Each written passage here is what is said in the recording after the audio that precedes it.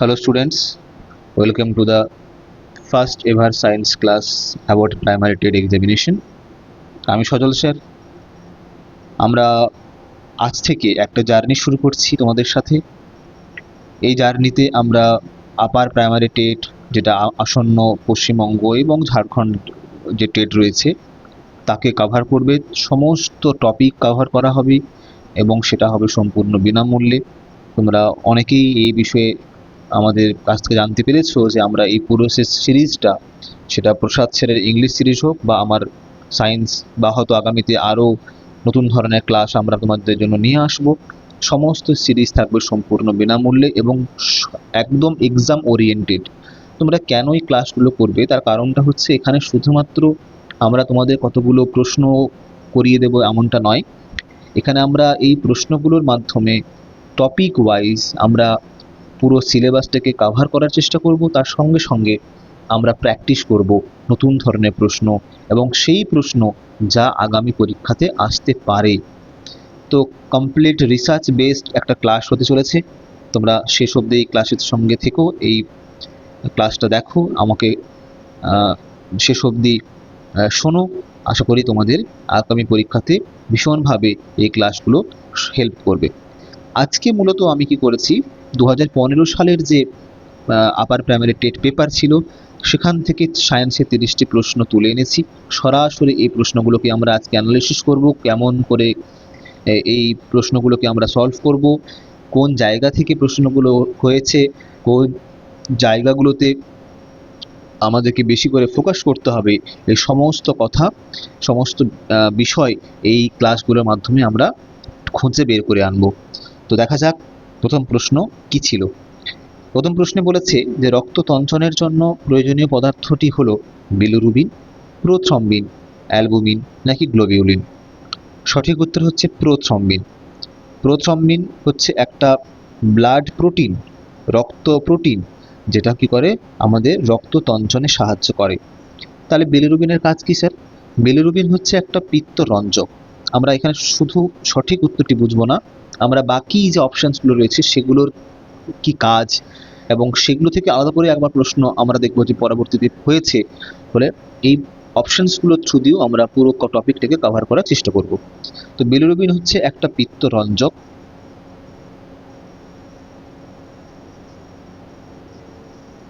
যা মূলত যকৃতে আমরা পাই, যকৃত থেকে উৎপন্ন হয় এবং এটা আমাদের স্বাভাবিকভাবেই, যেহেতু পিত্তরঞ্জক, পিত্তরসে থাকে, এটা আমাদের পাচনে, খাবার হজম করতে সাহায্য করে। অ্যালবুমিন এবং গ্লোবিউলিন, যে দুটি অপশন সি এবং ডিতে রয়েছে, দুটোই হচ্ছে রক্ত প্রোটিন লাইক প্রোথ্রম্বিন, কিন্তু এদের কাজ আলাদা। গ্লোবিউলিনের কাজ হচ্ছে ওই আমাদের যে অনাক্রম্যতা অর্থাৎ রোগ প্রতিরোধে সাহায্য করা। এর মূলত কাজ হচ্ছে রোগ প্রতিরোধে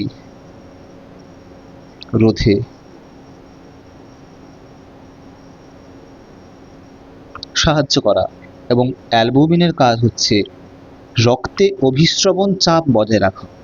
এই যে রক্ত প্রবাহের মধ্য দিয়ে রক্ত নির্দিষ্ট ধারায় প্রবাহিত হয়ে চলেছে এবং সারাক্ষণ হয়ে চলেছে, এবং সেই রক্ত প্রবাহের সাথে কোষের যে একটা চাপের পার্থক্য সর্বদা মেনটেন থাকে, এটা করে কি? এটা করে অ্যালবুমিন। অ্যালবুমিন রক্তের অভিস্রবণ চাপ নিয়ন্ত্রণ করে।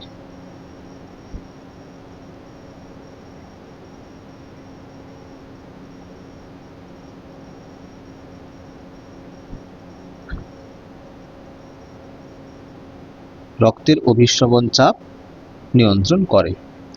চলো নেক্সট কোশ্চেন দেখা যাক।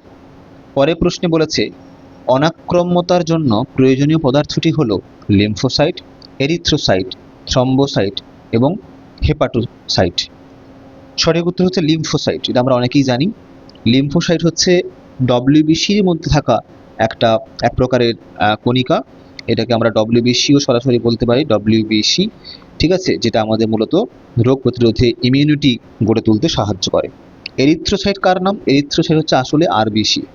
আরবিসি হচ্ছে এরিথ্রোসাইট, যার মধ্যে থাকে কি? হিমোগ্লোবিন।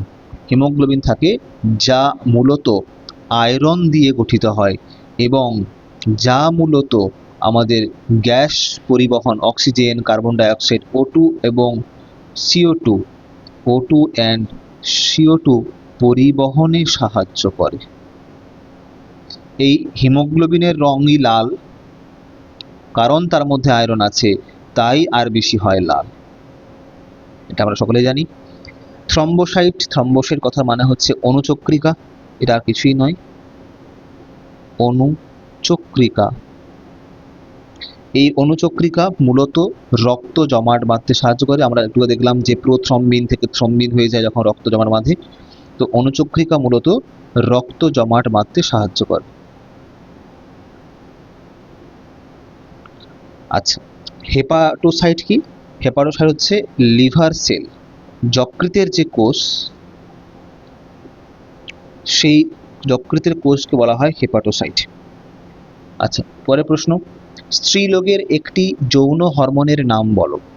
অবশ্যই হবে কি? প্রোজেস্টেরন। প্রোজেস্টেরন হচ্ছে মেয়েদের খরিত হওয়া একটা হরমোন। দুটো হরমোনের কথা আমাদের মনে রাখতে হবে, একটা হচ্ছে ইস্ট্রোজেন, একটা হচ্ছে প্রোজেস্টেরন। প্রোজেস্টেরন তার সঙ্গে কি? Estrogen. Progesterone along with estrogen, এই দুটি হরমোনই আমাদের মেয়েদের শরীর থেকে নির্গত হয়, ফিমেল বডি থেকে রিলিজ হয়। দুটোই হচ্ছে যৌন হরমোন। এছাড়া টেস্টোস্টেরন হচ্ছে পুরুষদের যৌন হরমোন। টেস্টোস্টেরনও যৌন হরমোন, কিন্তু এটি হচ্ছে পুরুষদের যৌন হরমোন। পুরুষদের যৌন হরমোন। গ্যাস্ট্রিন কি? গ্যাস্ট্রিন হচ্ছে গ্যাস্ট্রিক জুস থেকে রিলিজ হয়, এটাও একটা হরমোন, কিন্তু এটি হচ্ছে মূলত আমাদের যে পরিপাক তন্ত্র রয়েছে সেই পরিপাক তন্ত্র থেকে নির্গত একটা হরমোন, পরিপাক তন্ত্রের হরমোন।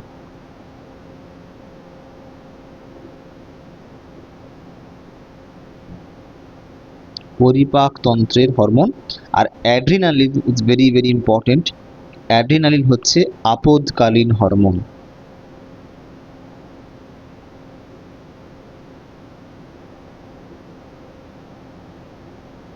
আপদকালীন হরমোন, ঠিক আছে, যেটা কিনা অ্যাড্রিনালিন গ্রন্থি থেকে রিলিজ হয়, অ্যাড্রিনাল গ্রন্থি।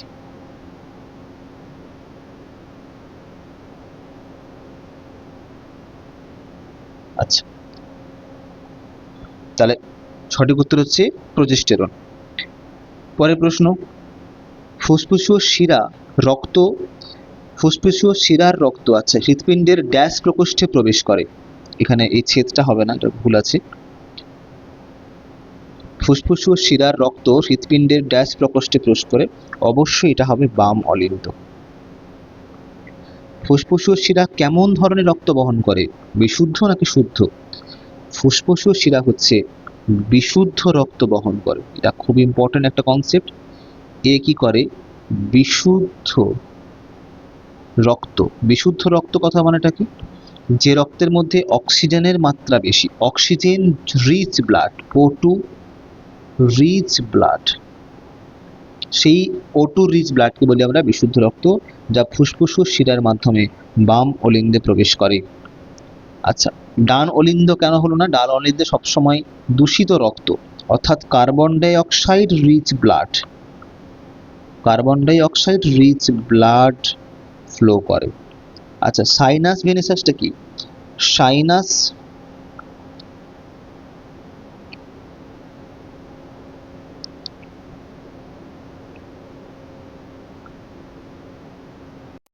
চলো পরের প্রশ্ন।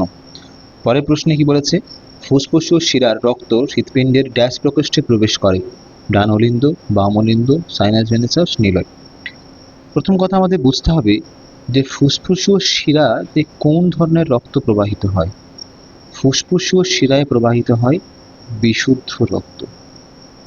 স্যার, বিশুদ্ধ রক্ত বলতে? বিশুদ্ধ রক্ত মানে হচ্ছে oxygen, oxygen rich blood, oxygen সমৃদ্ধ রক্ত, অক্সিজেন যেখানে বেশি আছে সেটাকে বলবো আমরা বিশুদ্ধ রক্ত। তো সঠিক উত্তর হচ্ছে বাম অলিন্দ।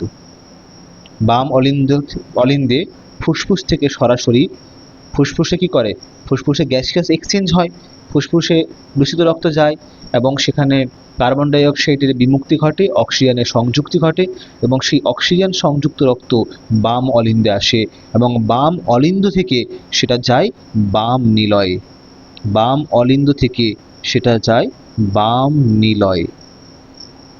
সেই বাম নিলয় থেকে বিশুদ্ধ রক্ত সারা দেহে ছড়িয়ে পড়ে।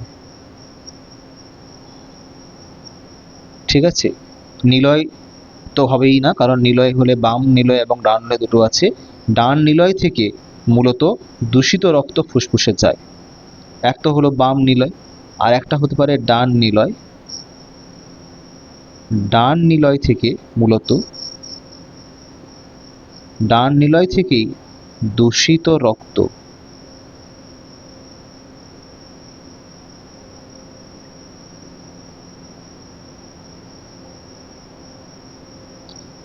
রক্ত কোথায় যায় না ফুসফুসে যায় এবং সেখান থেকে আবার সেই রক্ত পরিশোধিত হয়ে বাম অলিন্দে আসে। বাম অলিন্দে আসে বিশুদ্ধ রক্ত কোথায় আসে, বিশুদ্ধ রক্ত আসে বাম অলিন্দে। বাম অলিন্দ থেকে সেই রক্ত কোথায় যায়, বাম অলিন্দ থেকে সেই রক্ত যায় ডান নিলয়। এইভাবে পুরো প্রসেসটা চলতে থাকে। আচ্ছা, পরে প্রশ্ন দেখা যাক। আপদকালীন হরমোনের নাম, একটু আগে আমরা আলোচনা করলাম। আপদকালীন হরমোন হচ্ছে অ্যাড্রিনালিন হরমোন, যেটা অ্যাড্রিনাল গ্ল্যান্ড থেকে রিলিজ করে। ঠিক আছে, এটাকে কেন আমরা আপদকালীন হরমোন বলি? আপদকালীন হরমোন বলি তার মূল কারণ হচ্ছে এটা আমাদের যে উত্তেজনার সময় রাগ, ভয় বা উত্তেজনা, এগুলোকে তাৎক্ষণিক জরুরি অবস্থাতে নিয়ন্ত্রণ করতে সাহায্য করে। এটাকে আপদকালীন হরমোন বা এমার্জেন্সি হরমোন বলে। ঠিক আছে, এটা আমাদের যে এক্সেসিভ অ্যাঙ্গার, এক্সেসিভ হচ্ছে গিয়ে ভয়, হ্যাঁ, এক্সেসিভ দুঃখ, উত্তেজনা, এগুলোকে নিয়ন্ত্রণে আনতে সাহায্য করে। থাইরক্সিন কি? থাইরক্সিন হচ্ছে থাইরয়েড গ্ল্যান্ড থেকে নির্গত একটা হরমোন। এটা থাইরয়েড গ্ল্যান্ড থেকে নির্গত হয়, থাইরয়েড গ্ল্যান্ড। এবং এই থাইরয়েড গ্ল্যান্ড থেকে নির্গত হওয়া এই থাইরক্সিন হরমোন বিপাকীয় হার নির্ধারণ করে বা নিয়ন্ত্রণ করে। বিপাকীয় হার নিয়ন্ত্রণ করে। আচ্ছা, গ্লুকাগন রয়েছে এখানে। গ্লুকাগন হচ্ছে অগ্নাশয় থেকে নির্গত একটি হরমোন। অগ্নাশয়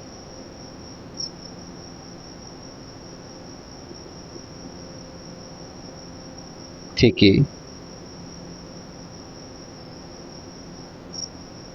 নির্গত হয় এবং এটি রক্তে শর্করার মান বাড়িয়ে দেয়, রক্তে সুগার লেভেল ইনক্রিজ করে। এর কাজ কি না, ইট ইনক্রিজ সুগার লেভেল, ইট ইনক্রিজ সুগার লেভেল, সুগার লেভেলকে বাড়িয়ে দেয়। আচ্ছা, পরের প্রশ্ন। ইস্ট্রোজেন তো আমরা আগে দেখে এলাম যে যৌন হরমোন। আচ্ছা, পরের প্রশ্ন। নিম্নলিখিত কোনটি ফ্লোয়েমের অংশ নয়? ফ্লোয়েমের যদি আমরা ভাগ দেখি, ফ্লোয়েমের মোট 4টি অংশ থাকে। ফ্লোয়েমের 4টি অংশ থাকে। কি কি?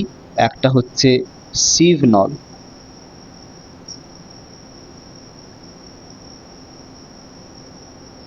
একটা হচ্ছে সঙ্গী কোষ,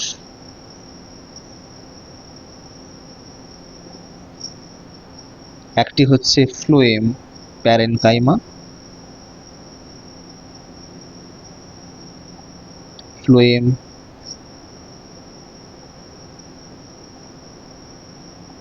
প্যারেনকাইমা, আর একটি হচ্ছে ফ্লোয়েম তন্তু।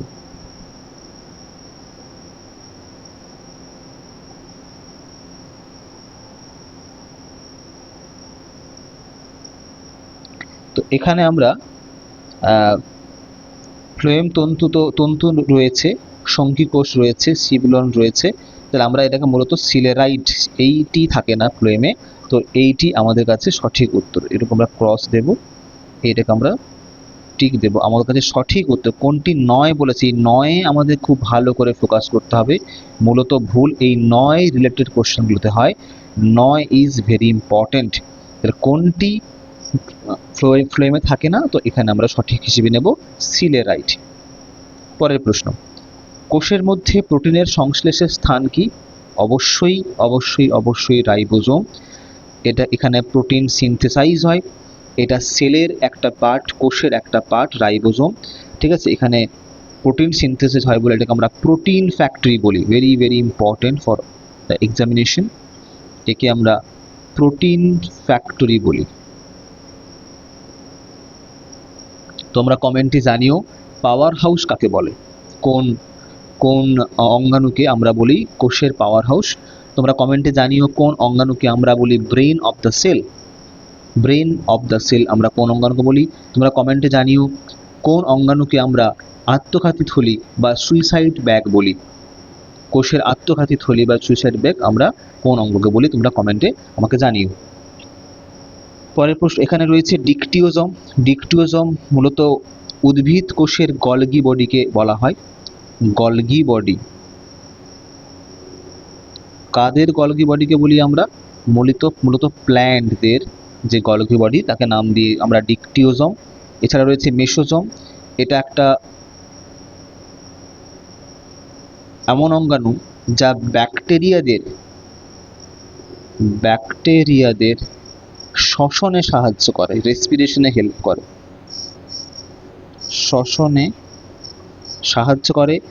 এছাড়া রয়েছে ক্রোমোজোম। আমরা সকলেই জানি ক্রোমোজোম আমাদের বংশগতি ধারক এবং বাহক। এর মধ্যে রয়েছে ডিএনএ, বংশগতির ধারক এবং বাহক বলে একে। এর মধ্যে রয়েছে ডিএনএ। এই ডিএনএ এর মাধ্যমে আমাদের যত ইনহেরেন্ট প্রপার্টি, ইনহেরেন্ট ক্যারেক্টারিস্টিক্স রয়েছে, যেটা আমরা বাবা মার থেকে পেয়েছি, সেই সমস্ত বৈশিষ্ট্য এই ডিএনএ এর মধ্যে রয়েছে। এছাড়া কিছু নতুন বৈশিষ্ট্য রয়েছে যেটা আমরা জন্মসূত্রে লাভ করি। পরের প্রশ্নে বলেছে নিম্নলিখিত কোন অঙ্গাণুতে অনেক রাইবোজোম সংলগ্ন থাকে? যদি আমরা কোষের বিভিন্ন অঙ্গাণু গঠন দেখি, সেখানে আমরা দেখব যে এন্ডোপ্লাজমিক রেটিকিউলাম বলে একটা অঙ্গাণু আছে, যেটা মূলত মসৃণ এবং অমসৃণ দুই প্রকারের হয়ে থাকে। এটা অমসৃণ হয় তার কারণ হচ্ছে এর গায়ে প্রচুর প্রচুর রাইবোজোম লেগে থাকে, তাই সেটা অমসৃণ। অনেক পাথর যেমন একটা কোনো কোনো অবজেক্টের গায়ে লেগে থাকলে সেটা অমসৃণ হয়ে যায়, ঠিক সেরকম এন্ডোপ্লাজমিক রেটিকুলামের উপরে যখন অনেক রাইবোজোম, দানাদার রাইবোজোম লেগে থাকে, তখন সেটা হয়ে যায় অমসৃণ। এখানে সঠিক উত্তর হবে অমসৃণ এন্ডোপ্লাজমিক রেটিকুলাম। গলগি বডি নিয়ে তো একটু আগে আলোচনা করলাম। এখানে রয়েছে লাইসোজোম। একটু আগে বললাম যে কোন অঙ্গাণুকে আমরা আত্মঘাতী থলি বলি, তো উত্তর হচ্ছে লাইসোজোম। একে আমরা বলি সুইসাইডাল ব্যাগ, আত্মঘাতী থলি। ঠিক আছে। আর রয়েছে ভ্যাকুওল। ভ্যাকুওল হচ্ছে আমাদের সেই বৃহৎ একটা বর্জ্য পদার্থ এবং জল সঞ্চয় করে রাখার একটা অংশ, যেখানে কোষের সমস্ত বর্জ্য এবং প্রচুর জল এখানে সঞ্চিত থাকে। ওয়েস্ট অ্যান্ড ওয়াটার এখানে প্রেজেন্ট থাকে। ঠিক। পরের প্রশ্নে কি বলেছে, যে ধরনের প্রাণীতে ত্বকীয় শ্বসন দেখা যায় তা হলো, ত্বক দ্বারা যে শ্বসন করে, যেমন আমরা হচ্ছে আমাদের একটা শ্বসন তন্ত্র রয়েছে, যেখানে আমাদের ফুসফুস আছে, আমাদের শ্বাসনালী রয়েছে, আমাদের নাসিকা গহ্বর রয়েছে। এই সমস্ত অঙ্গগুলোকে নিয়ে আমাদের শ্বসন তন্ত্র তৈরি হয়েছে। আমরা এর মাধ্যমে শ্বাস নিই, এর মাধ্যমে শ্বাস ত্যাগ করি, হাওয়া বাইরে বেরিয়ে আসে বা হাওয়া ভিতরে প্রবেশ করে। একই কাজ ত্বকের মাধ্যমে করে কোন প্রাণী? উত্তর হবে উভচর। উভচররা কি করে? আর্দ্র ত্বকের মাধ্যমে শ্বাসকার্য সম্পন্ন করতে পারে। বিশেষ করে যখন তারা শীত ঘুমে থাকে, তখন এই ত্বকীয় শোষণটা আরো প্রবলভাবে দেখা যায়। এমন হচ্ছে ব্যাঙ। ঠিক আছে। এরা আর্দ্র ত্বক বা হিউমিড যে স্কিন রয়েছে তার মাধ্যমে এরা শ্বসন প্রক্রিয়া সম্পন্ন করে। এছাড়া সরীসৃপ, পক্ষী বা স্তন্যপায়ী এরা সকলেরই কি হচ্ছে বিশেষ করে শ্বাস অঙ্গ রয়েছে, তো এটা কোনোটাই এখানে হবে না। সঠিক উত্তর হবে উভচর। পরের প্রশ্নে কি বলেছে, যে পর্বের প্রাণীদের মেসোগ্লিয়া দেখা যায় তা হলো পরিফেরা, টিনোফোরা, নিডারিয়া নাকি প্লাটিহেলমিনথিস? আমাদের এখানে সঠিক উত্তর হবে নিডারিয়া। নিডারিয়া হচ্ছে হাইড্রা পর্বের একটা প্রাণী, ভেরি ভেরি ইম্পর্টেন্ট। হাইড্রা পর্বের প্রাণী, এবং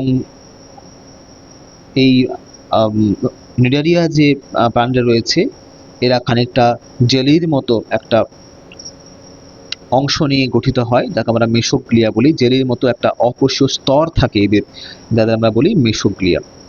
এছাড়া পরিফেরা তো রয়েছে, যাকে আমরা বলি ছিদ্রাল প্রাণী। পরিফেরাকে বলা হয় ছিদ্রাল প্রাণী।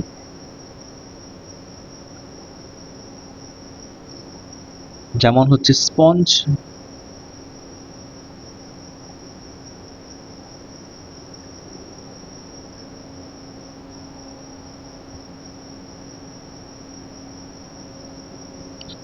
এটা রয়েছে প্লাটিহেলমিনথিস, এটা হচ্ছে মেসোডার্ম যুক্ত মেসোডার্ম।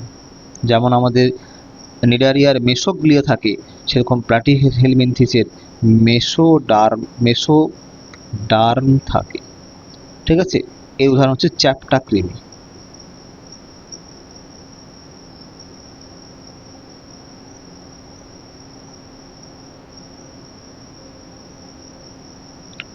আচ্ছা, পরের প্রশ্ন কি বলেছে? আচার্য প্রফুল্লচন্দ্র রায়কে বলা হয় master of sulphate, master of nitrate, master of nitrite, master of sulphite. অবশ্যই এখানে হবে master of nitrite, master of nitrite. Master of nitrite কেন বলা হয়? কারণ তিনি প্রথম মার্কিউরাস নাইট্রাইট আবিষ্কার করেন। কেন বলা হয় একে মাস্টার অফ নাইট্রাইট? কারণ আচার্য প্রফুল্লচন্দ্র রায় মার্কিউরাস নাইট্রাইট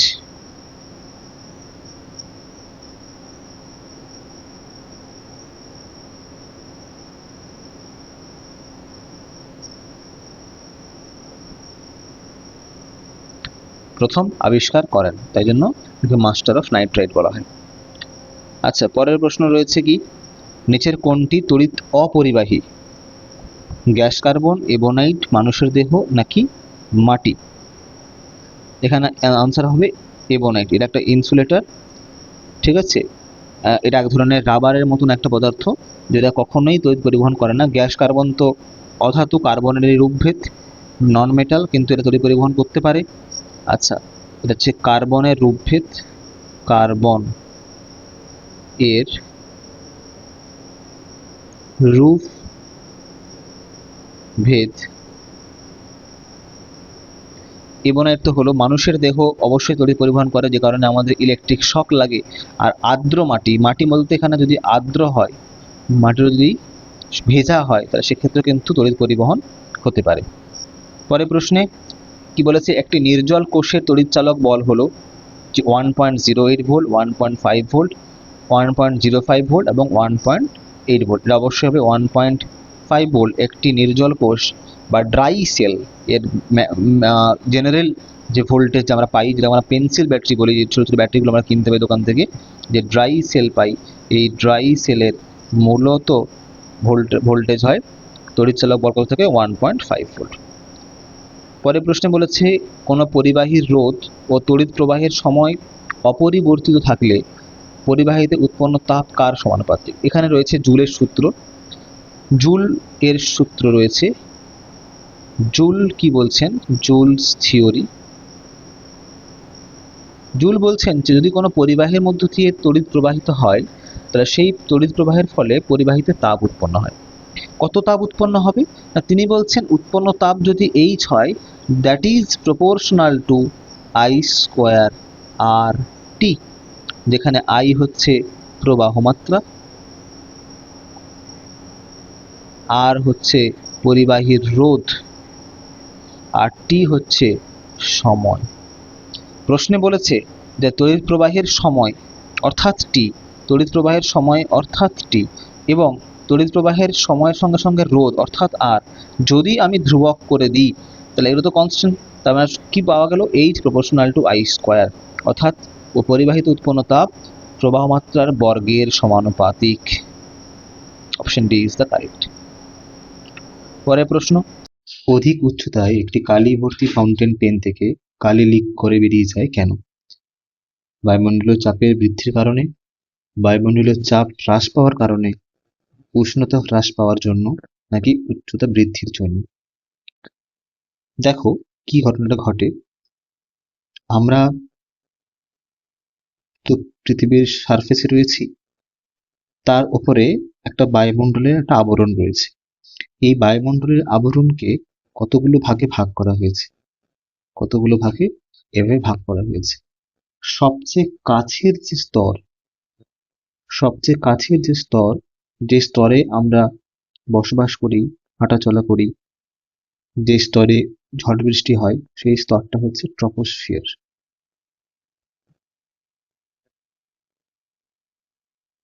ট্রপোস্ফিয়ার।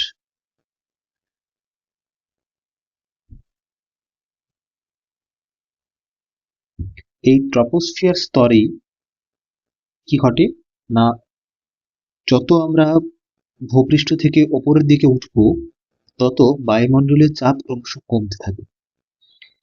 দুটো ঘটনা ঘটে, আমি দুটো ঘটনাই বলে দিচ্ছি। একটা হচ্ছে যে যত আমরা ভূপৃষ্ঠ থেকে ওপরের দিকে উঠবো, টেম্পারেচার কমতে থাকবে, ডিক্রিজ করবে, টেম্পারেচার কমতে থাকবে। কি হারে কমবে না, 6.5 ডিগ্রি সেলসিয়াস প্রতি কিলোমিটারে কমতে থাকবে। একে আমরা বলি ল্যাপস রেট।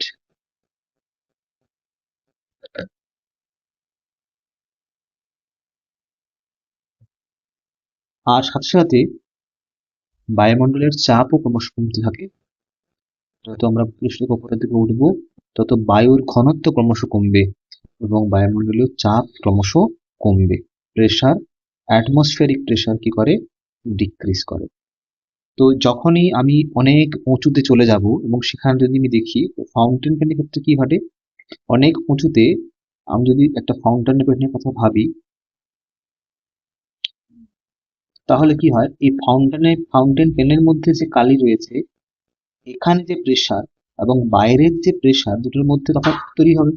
বাইরের প্রেসার যদি পি আউটসাইড বলি আর ভিতরে যদি পি ইনসাইড বলি, দেখা যাবে যে P outside is less than P inside. তখন কি হবে, ভিতর থেকে উচ্চ চাপে বায়ু বাইরে বেরোনোর চেষ্টা করবে এবং সঙ্গে কালিকে নিয়ে বাইরে বেরিয়ে আসবে। এই জন্য ফাউন্টেন পেন অধিক উচ্চতায় নিয়ে গেলে অটোমেটিক্যালি কালি সেখান থেকে লিক করে বাইরে বেরিয়ে আসে। ঠিক আছে, তাহলে এখানে সঠিক উত্তর হচ্ছে বায়ুমণ্ডলীয় চাপ হ্রাস পাওয়ার কারণে ভিতর থেকে একটা অতিরিক্ত চাপ বাইরের দিকে কাজ করে, যা কালিটিকে বাইরের দিকে নিয়ে যায়। পরের প্রশ্নে কি বলেছে, নিম্নলিখিত গুলির মধ্যে কোন পর্বের প্রাণীদের দেহ খণ্ডিত? মোলাস্কা, একানোডার্মাটা, এস্কেলমিনথিস, নাকি অ্যানিলিডা? অতি অবশ্যই এর অ্যান্সার হবে অ্যানিলিডা। অ্যানিলিডা মানে হচ্ছে অঙ্গুরিমাল পর্বের প্রাণী। অ্যানিলিডা হচ্ছে অঙ্গুরিমাল পর্বের প্রাণী। যেমন কেঁচো হতে পারে, যেমন জোঁক হতে পারে, বোঝা গেল? এদের অসংখ্য খণ্ড খণ্ড এবং এরা অনেকগুলো খণ্ড খণ্ড, আংটির মতো খণ্ড খণ্ড অংশ দিয়ে গঠিত। এদেরকে অঙ্গুরিমাল বলে। অঙ্গুরিমাল মানে আংটি, অঙ্গুরি মানে আঙুল। ঠিক আছে। এছাড়া এখানে রয়েছে মোলাস্কা, মোলাস্কা, কম্বোজ। এগুলো হচ্ছে মোলাস্কা বা মোলাস্কা হচ্ছে কি কম্বোজ পর্বের বা মোলাস্কা পর্বের প্রাণী হচ্ছে, যেমন শামুক, আমি একটা এক্সাম্পল রাখলাম, শামুক। শামুক হচ্ছে মোলাস্কা। এর একটা দেহ হচ্ছে অখণ্ডিত এবং এর বাইরে একটা খোলস থাকে। আমরা দেখেছি বাইরে একটা বৃহৎ খোলস থাকে শামুকের। আচ্ছা, পরের প্রশ্ন হচ্ছে, নিম্নলিখিত কোনটি স্তন্যপায়ীর বৈশিষ্ট্য নয়? কর্ণছত্র, স্তনগ্রন্থি, ত্রিপ্রকোষ্ঠযুক্ত হৃৎপিণ্ড, নাকি লোম? এখন স্তন্যপায়ীর তো লোমও আছে, আমরা তো স্তন্যপায়ী, তাহলে আমাদের লোম আছে, আমাদের কর্ণছত্র আছে, আমাদের স্তনগ্রন্থিও আছে। ফিমেল যারা ফিড করে তাদের স্তনগ্রন্থি থাকে। আমাদের হৃৎপিণ্ড ত্রিপ্রকোষ্ঠযুক্ত নয়, আমাদের হৃৎপিণ্ড হচ্ছে 4 প্রকোষ্ঠযুক্ত। দুটো বাম অলিন্দ দুটো অলিন্দ দুটো নিলয়, বাম অলিন্দ বাম নিলয় এবং ডান অলিন্দ ডান নিলয়, চারটে প্রকোষ্ঠ দিয়ে আমাদের এই হৃৎপিণ্ড বিভক্ত রয়েছে। ফলে এই অপশনটি ভুল। ম্যানুয়ালসের ক্ষেত্রে প্রকোষ্ঠ সংখ্যা হচ্ছে চারটে প্রকোষ্ঠ সেপারেট থাকে একদম। এখানে কোনটি স্তন্যপায়ী বৈশিষ্ট্য নয়? অপশন সি, ত্রিপ্রকোষ্ঠযুক্ত হৃৎপিণ্ড। পরের প্রশ্নে বলেছে নিম্নলিখিত গুলির কোনটিতে অতিরিক্ত শ্বাস অঙ্গ উপস্থিত? কই মাছ, মাগুর মাছ, রুই মাছ আর শিঙি মাছ। ঠিক আছে, উপস্থিত এটা সম্ভবত উপস্থিত নয় হবে, উপস্থিত নেই। মূল প্রশ্নটা আমাকে আবার দেখতে হবে, খুব সম্ভবত এটা হবে উপস্থিত নেই। কারণ কি, মাগুর মাছেরও রয়েছে, রুই মাছেরও রয়েছে, শিঙি মাছ, রুই মাছ বলছি, কই মাছেরও রয়েছে এবং শিঙি মাছেরও রয়েছে। অতিরিক্ত শ্বাসঙ্গ রয়েছে, এই কারণেই তো তারা জলের বাইরে অনেকক্ষণ থাকতে পারে।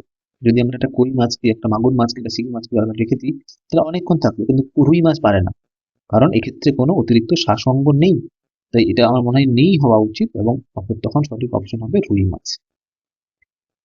পরের প্রশ্ন বলেছে নিম্নলিখিত কোন প্রাণীর গমনাঙ্গ হলো সিলিয়া? হাইড্রা, কেঁচো, প্যারামেসিয়াম নাকি অ্যামিবা? এটি অবশ্যই প্যারামেসিয়াম।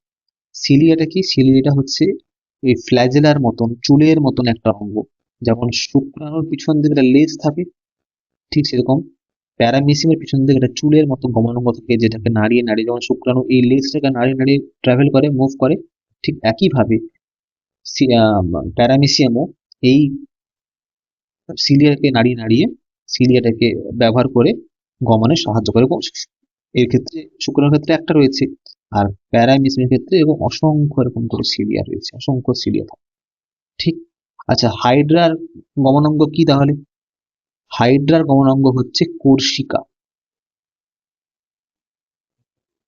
হাইড্রার গমনাঙ্গ হচ্ছে কোর্সিকা। বেশ। আচ্ছা, কেঁচোর ক্ষেত্রে কি হবে? সিটা। আর অ্যামিবার ক্ষেত্রে হবে সিউডোপোডিয়া বা ক্ষণপথ।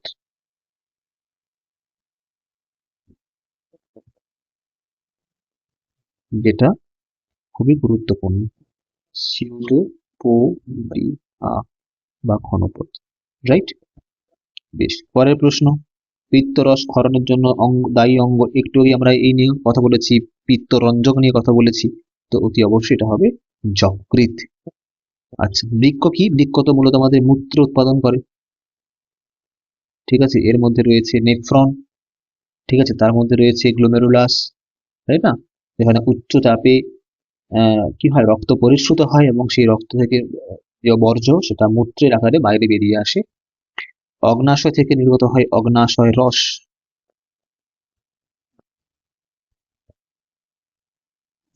অগ্নাশয় রস। আর পাকস্থলী, আচ্ছা, অগ্নাশয় রসে থেকেই কিন্তু এই অগ্নাশয় থেকে কিন্তু ক্ষরিত হয় ইনসুলিন। ভেরি ভেরি ইম্পর্টেন্ট, এখান থেকেই ক্ষরিত হয় ইনসুলিন। রাইট। বেশ। আর পাকস্থলী তো অনেক অনেক রকম হরমোন, অনেক রকম এনজাইম রিলিজ হয় পাকস্থলীতে, আমরা জানি সেটা। অনেক রকমের এনজাইম পাকস্থলী থেকে রিলিজ হয়। বেশ। আচ্ছা, এখানে আমি বললাম কি, পিত্তরস কোন জাতীয় খাবারের পাচনে সাহায্য করে? পিত্তরস মূলত ফ্যাট জাতীয় খাবার পরিপাকে সাহায্য করে, থাকবে মূলত ফ্যাট।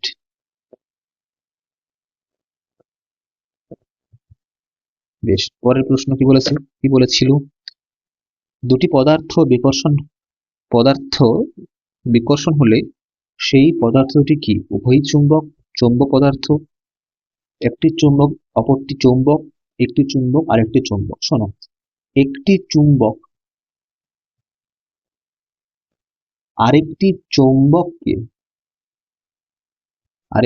চৌম্বক পদার্থকে সব সময়ই আকর্ষণ করবে, সর্বদা আকর্ষণ করবে। সেটা এদিকে নর্থ এদিকে সাউথ থাকুক, বা এদিকে সাউথ এদিকে নর্থ থাকুক, তখনও আকর্ষণই করবে। কিন্তু যদি আমি দুটি চুম্বক নিই, এও চুম্বক, এও চুম্বক, তখন কি হবে? যদি নর্থ এবং সাউথ সামনাসামনি থাকে তখন কি হবে? আকর্ষণ হবে। যদি এমন হয় যে এটা চুম্বক আর এটিও চুম্বক, নর্থ এবং সাউথ, নর্থ এবং নর্থ সামনাসামনি আছে, তখন কিন্তু বিকর্ষণ হবে, তখন আর আকর্ষণ হবে না। ফলে বিকর্ষণ হচ্ছে, বিকর্ষণ তখনই হবে যদি দুটোই চুম্বক হয়। তাহলে এখানে হবে অপশন উভয়ই চুম্বক। পরের প্রশ্ন, ব্যাটারির ধনাত্মক মেরুর সঙ্গে সংযুক্ত তড়িৎদ্বারকে কি বলা হয়? এটি অবশ্যই অ্যানোড। ব্যাটারির ধনাত্মক যদি আমি দেখি, এটা হচ্ছে ব্যাটারির দুটো প্রান্তে একটা প্লাস একটা মাইনাস, বড়টাকে প্লাস বলি, ছোটটাকে মাইনাস বলি। প্লাস মানে পজিটিভ, মাইনাস মানে নেগেটিভ। প্লাসের সঙ্গে যে পাত বা যে দণ্ড থাকবে সেটা হবে অবশ্যই অ্যানোড, আর মাইনাসের সঙ্গে যেটা থাকবে সেটা অবশ্যই হবে ক্যাথোড। মনে রাখার সহজ উপায় কি? মনে রাখবে ক্যাথোডে মুভ করে ক্যাটায়ন, আর অ্যানোডে মুভ করে অ্যানায়ন। অ্যানায়ন মানে হচ্ছে ঋণাত্মক তড়িৎগ্রস্ত আয়ন, আর ক্যাটায়ন মানে হচ্ছে ধনাত্মক তড়িৎগ্রস্ত আয়ন। তাহলে আমাকে বলো, প্লাস কার দিকে আকর্ষিত হয়ে যাবে? যে মাইনাস। যদি এই প্লেটটি মাইনাসের সাথে যুক্ত থাকে, এই এইটার সাথে মাইনাস থাকে, তাহলে মাইনাস তো এই মাইনাস প্লেটটা এই প্লেটটিকেও তো মাইনাসে আবিষ্ট করবে। তাহলে মাইনাসের সঙ্গে যুক্ত হলে এই প্লেটটি হয়ে যাবে মাইনাস, আর যে কারণে প্লাস মাইনাস দিকে আকৃষ্ট হয়ে যাবে। তাহলে ক্যাটায়ন কার দিকে যাবে? যে মাইনাস। অ্যানায়ন নিজে মাইনাস, সে কার দিকে যাবে? যে প্লাস। প্লাসের সঙ্গে যুক্ত হলে এই অ্যানোডটি প্লাসে আবিষ্ট হবে, আর মাইনাস যাবে প্লাসের দিকে। অ্যানায়ন কার দিকে যাবে? যে প্লাস। সবসময় অপোজিট মেরু একে অপরকে আকর্ষণ করে। তাহলে প্লাস আকর্ষিত হবে মাইনাসের দিকে, মাইনাস আকর্ষিত হবে প্লাসের দিকে। তাহলে যে অ্যানোড সে হবে পজিটিভ, আর যে ক্যাথোড সে হবে নেগেটিভ, কারণ সে ক্যাটায়নকে অ্যাট্রাক্ট করবে, ক্যাটায়নকে আকর্ষিত করবে। ঠিক। পরের প্রশ্নে, ক্যাসপেরিয়ান পটি গঠিত যে উপাদানে তা হলো কাইটিন, সেলুলোজ, পেকটিন নাকি সুবেরিন? এটা হবে সুবেরিন। দেখো এই যে ক্যাসপেরিয়ান পটি, এটা কি? এটা হচ্ছে উদ্ভিদের মূলে, উদ্ভিদের মূলে যে এন্ডোডার্মিস স্তর থাকে, এন্ডোডার্মিস লেয়ার থাকে, এন্ডোডার্মিস স্তর থাকে, তাতে কি থাকে? ক্যাসপেরিয়ান পটি। ঠিক আছে। এতে এটা তৈরি হয় সুবেরিন দিয়ে। এটি কিন্তু মনে রাখতে হবে এটি একটি জল অবেধ্য রাসায়নিক পদার্থ, জল অভেদ্য রাসায়নিক, যেটা দিয়ে জল কিন্তু প্রবেশ করতে পারে না। আচ্ছা, পরের প্রশ্ন, নিম্নলিখিত কোনটি সবুজ উদ্ভিদ নয়? পদ্ম, স্পাইরোগাইরিয়া, অ্যাগারিকাস নাকি ফার্ন? সঠিক উত্তর হবে ফার্ন, সরি অ্যাগারিকাস। অ্যাগারিকাস হচ্ছে কি? অ্যাগারিকাস হচ্ছে এক ধরনের ছত্রাক, আমরা যে ব্যাঙের ছাতা বলি সেটা হচ্ছে অ্যাগারিকাস, ব্যাঙের ছাতা।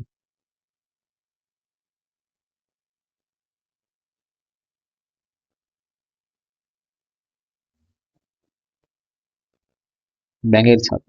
ঠিক আছে। এরা কেন সবুজ নয়? সবুজ কারা হয়? যাদের দেহে ক্লোরোফিল থাকে, যাদের দেহে ক্লোরোফিল থাকে তারা হয় সবুজ। এদের দেহে কোনো ক্লোরোফিল নেই, তাই এরা সবুজ নয়। যাদের দেহে ক্লোরোফিল থাকে তারা হয় স্বভোজী, স্বভোজী। কেন? কারণ তারা নিজের খাবার নিজেই তৈরি করতে পারে। কি পদ্ধতিতে তৈরি করে? না ফটোসিনথেসিস বা সালোক সংশ্লেষ।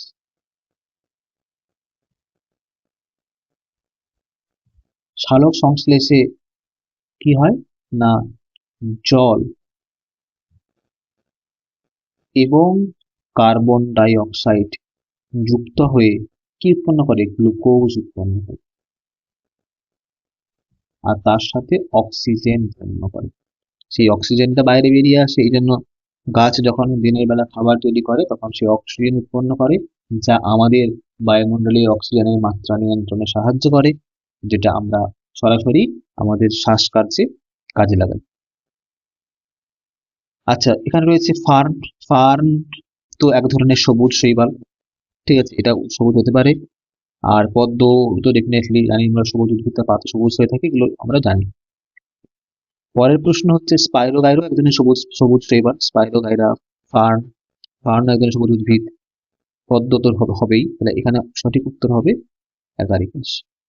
পরের প্রশ্ন বলেছে ইউক্যারিওটিক কোষের যে অঙ্গাণুটি সবাত শ্বসনের জন্য দায়ী সেটি কে? সবাত শ্বসন মানে অক্সিজেন থাকবে, উইথ অক্সিজেন। এখানে বাত বলতে মূলত অক্সিজেন, মানে আছে, প্রেজেন্ট, উইথ অক্সিজেন, অক্সিজেন থাকবে সবাত শ্বসন, অক্সিজেন না থাকলে অবাত শ্বসন। সবাত শ্বসন সবসময় হবে মাইটোকন্ড্রিয়াতে। এই সবাত শ্বসন প্রক্রিয়াতে এক অণু গ্লুকোজ, এক অণু গ্লুকোজ ভেঙে গিয়ে 38টি এটিপি উৎপন্ন করবে। এটিপি হচ্ছে অ্যাডিনোসিন ট্রাইফসফেট, ঠিক আছে। এক অণু গ্লুকোজ 38 অণু এটিপি উৎপন্ন করবে। যদি সেটা অবাত হতো, যদি অবাত শ্বসন হতো,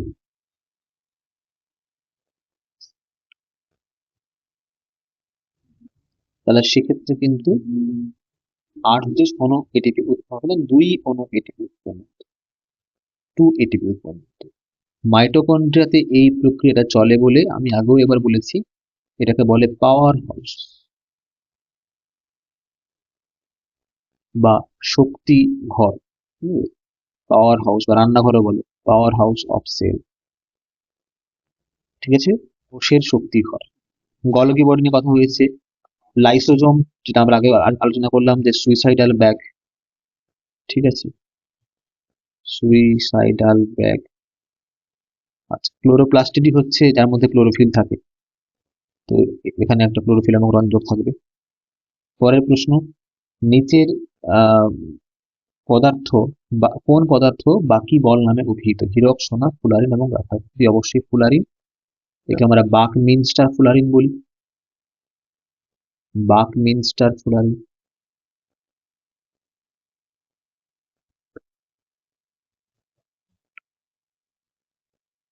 ফুলারিন C60, সি যে কোনো ভ্যালু হতে পারে, আমরা মূলত C60 দিয়ে রিপ্রেজেন্ট করি। C40, C40, 60, 60 কম, 60 বেশি, যে কোনো ভ্যালু হতে পারে, মূলত C60।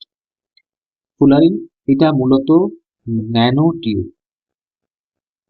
তৈরিতে কাজে লাগে। গ্রাফাইটও হচ্ছে কি, এটা এটা কিন্তু কার্বনের একটা রূপভেদ। ফুলারিন কিন্তু কার্বনের রূপভেদ, কার্বনের কঠিন রূপভেদ, এটা কঠিন রূপ, ঠিক আছে। গ্রাফাইটও কিন্তু কার্বন একটা কঠিন রূপভেদ। হিরেওকও কিন্তু গ্রাফাইট একটা কঠিন রূপভেদ। হিরেক হচ্ছে ন্যাচারালি অকারিং হার্ডেস্ট সাবস্টেন্স, সবচেয়ে কঠিন প্রকৃতিতে পাওয়া যে কার্বনের রূপভেদ, তার মধ্যে এটা হচ্ছে হিরক, সবচেয়ে কঠিন। আর সোনা তো জানি আমি ধাতু, এটা খুব নরম প্রকৃতির হয়, এর সঙ্গে আমরা অপদ্রব্য মিশিয়ে কপার টপার মেশানো হয়, দিয়ে সেটাকে আমরা বেশ স্টেবল করি। জন্য আমরা 22 ক্যারেটের গহনা বানাই, 24 ক্যারেট মানে যেটা 100% গোল্ড, সেটা কোনো গহনা বানানো হয় না, নরম হয় বলে এটা, ঠিক। পরের প্রশ্ন, বারুদের উপাদানগুলি কি কি? Carbon, potassium nitrate, potassium sulphate, carbon sulphur bismuth, carbon sulphur nighter, sulphur sodium nitrate এবং পটাশিয়াম সালফেট। অপশন হবে কার্বন, সালফার এবং নাইটার, ঠিক আছে।